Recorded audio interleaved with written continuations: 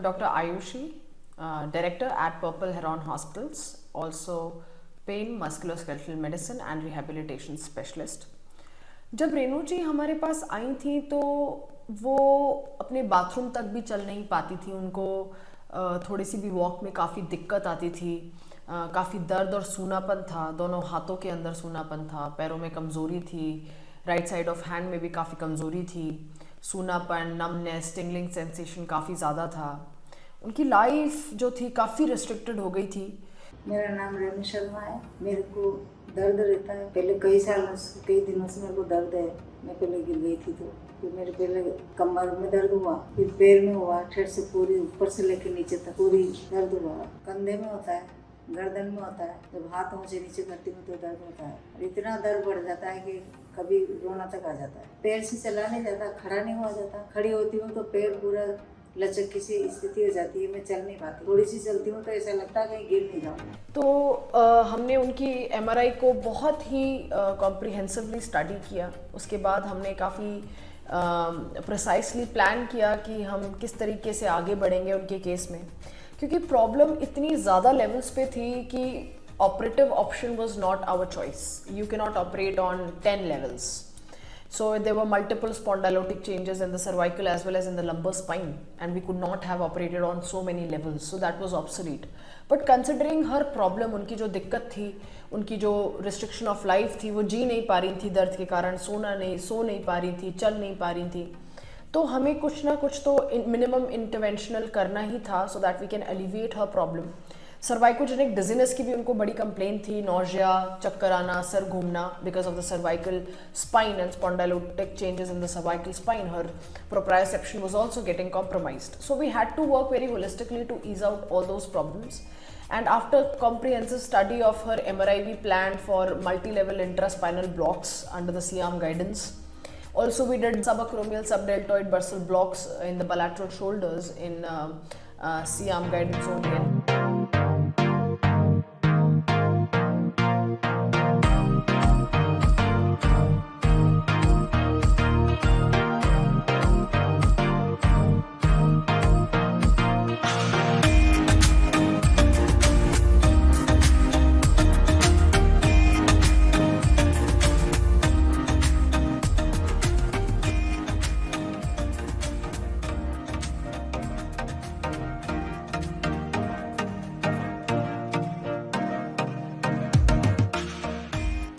Post that, we followed a very comprehensive rehabilitation protocol, including everything, one-to-one customized physiotherapy, physical modalities, ergonomic management, podiatric management, कैसे बैठना है, कैसे bed से उठना है, कैसे चलना है, क्या जूता पहनना है, gait analysis we did, comprehensive gait analysis and gait training we did कि चलना है तो कैसे चलना है, you don't have to limp so much.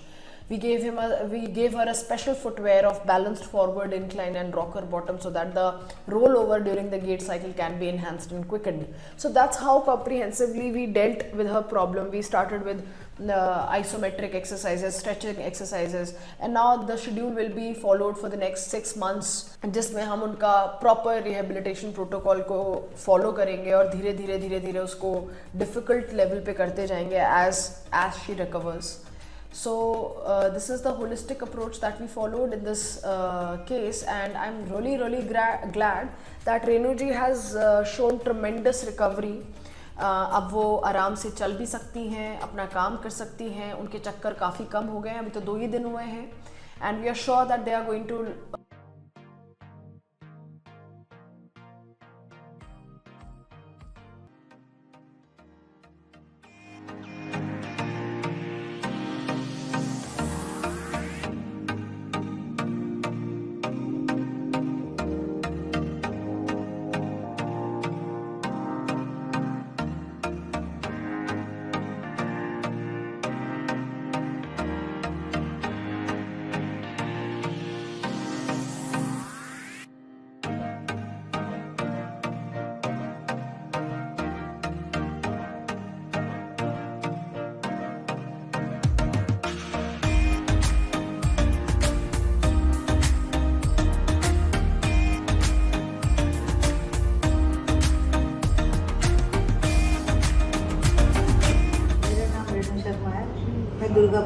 Station पे रहती हूँ, अपोजिट साइड। मेरे पैर में बहुत खिंचाव था, दर्द था।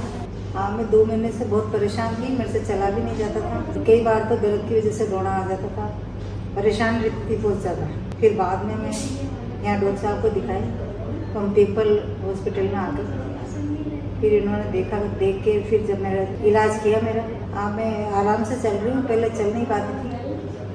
मैं ठीक हूँ, 75% मैं ठीक हूँ। डॉक्टर साहब भी अच्छे हैं, स्टाफ भी अच्छा है, अच्छे से चल लेती हूँ, फिर लेती हूँ, अकेली उठ लेती बैठ लेती। मेरे चक्कर भी बहुत आते थे पहले, अब आते हैं लेकिन कम आते हैं चक्कर। और पेशेंटों को आप क्या बताना चाहोगे इसके बारे में? ठीक है, अस्पताल अच्छा है, कोई तकलीफ हो किसी को तो आ सकते हैं, आप दिखा सकते हैं, फायदा ही मिलेगा, नुकसान तो होगा नहीं। ठीक है, ओके। पर्पल हेरॉन हॉस्पिटल में हमारा ऑब्जेक्टिव यही होता है कि हम बड़ा होलिस्टिकली हमारे पेशेंट्स को डील करें, उनको ट्रीट करें, ना कि सिर्फ हम उनको इंटरवेंशनल या मेडिकल ऑप्शन दें। बाकी हम उनकी लाइफस्टाइल से लेकर के उनके हर चीज़ में उनके साथ रहें, ताकि वो एक जीवन का नया तरीका सीख पाएँ, ताकि वो फंक्शनल हो पाएँ सही गाइडेंस के अंदर, कहीं वो कुछ गलत ना कर लें जो उन्हें नहीं करना चाहिए। इसलिए हर स्टेप पे एक सही राय हमारे मरीज़ के पास होनी चाहिए, क्योंकि most of these diseases when it comes to spine, they are most of the time lifestyle related. तो हमें एक बेसिक अपनी लाइफ के जीने के तरीके को ही नया सिखाना पड़ता है। उसके लिए हम हमारे पेशेंट के साथ रहते हैं हमेशा, जब भी वो 6 महीने तक आते हैं, उनका पूरा रिहैबिलिटेशन प्रोटोकॉल हम फॉलो करते हैं। तो वी आर रियली ग्लैड कि हमने रेणु जी की लाइफ को आसान बनाया, और इस तरीके के जो भी लोग परेशान हो रहे हैं इस तरीके की चीज़ों से, उन्हें डरने और घबराने की ज़रूरत नहीं है। It can get better without operation also. We only recommend operation until unless it is so much required. Purple Heron Hospital is equipped with the best in class OT and ICUs and best in class surgeons. तो हमारे लिए operate करना कोई बड़ी बात नहीं है, but हम यही कोशिश करते हैं कि सर्जिकल ऑप्शन हमारा लास्ट रिजॉर्ट हो। उसके पहले minimum invasive, non invasive, conservative management, फिर आता है मिनिमम इन्वेजिव जिसमें थोड़ा बहुत इंटरवेंशन होता है, और उसके बाद हम सर्जिकल ऑप्शंस को ट्राई करते हैं। उसमें भी माइक्रोस्कोपिक, मिनिमम इन्वेजिव, इस टाइप के ऑप्शंस रहते हैं। तो हम हमेशा ये कोशिश करते हैं कि लेस इन्वेजिव तरीके से हम अपने पेशेंट को ठीक करें, और प्रिसाइसली वो पाथ फॉलो करें जो हमारे पेशेंट के लिए बेस्ट है। और यही हमारे पर्पल हेरॉन हॉस्पिटल्स की हमेशा एक कोशिश होती है कि हम एक होलिस्टिक वे में हमारे पेशेंट्स को ट्रीट करें, ना कि सिर्फ दवाई देना या इंटरवेंशन करना, बट उनके जीवन में तब तक उनके साथ रहें जब तक वो फंक्शनल ना हो पाएँ, तब तक वो अपने उस दिक्कत से उभर ना पाएँ।